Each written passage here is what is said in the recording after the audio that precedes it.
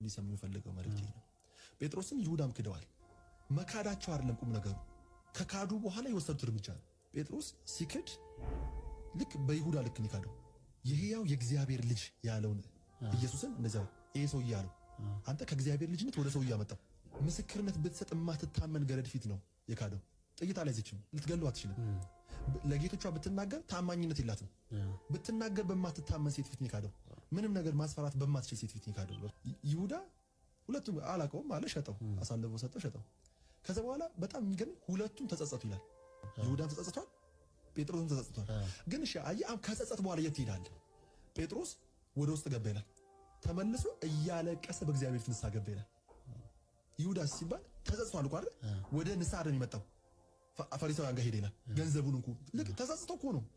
ገንዘቡን እንኳን አየህ፣ መሰበርህ አይደለም ጉዳቱ፣ ለመሰበርህ ምላሽ ምን አደረክ? ሁለቱም ተጸጽተው አንደኛው ጸድቆ ሌላኛው ታንቆ ታሪካቸው አለቀ። ለምን ሲባል ከጸጸት መልስ ትሄዳለህ።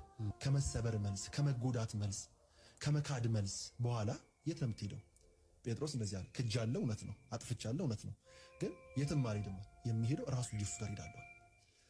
ይሁዳም ተጸጸተ፣ አዝኛለሁ፣ ክጄዋለሁ፣ ላደርግ አይገባ የንጹህ ደም አፍስሻለሁ ነው ያለው እኮ እንደው ማለት ብሩን ይዞ ይሄው እንኳን አልፈልግም ማለት የሸጠበት አልፈልግም ማለት የንጹህ ተጸጸተ። ግን አየህ ለጸጸተ መመለስ ያለብህ ወደሚሰብሩ ሰዎች አይደለም። እንደዚህ ያሉት ብሩን ተቀበሉታ፣ ከፈለክ ለራስ ተጠንቀቅ እንገላለን አሉት። መጥቶ ታነቀ ይላል። በመክዳት እኩል ናቸው፣ በመጸጸት ተመሳሳይ ናቸው። ተጸጽተው ግን የሄዱበት መንገድ ነው የተለያየው። ዛሬ ተሰብረን ወዴት ነው የምንሄደው? ያዝነ ወዴት ነው የምትሄደው? የትናንት ታሪክ ተበላሽቷል፣ ግን ወዴት ነው የምትሄደው? ወደ ሰዎች ነው የምንሄደው? ወደ አጎት ነው የምትሄደው? ውጭ ወዳለው ቤተሰብ ነው የምትደውለው? አይደለም።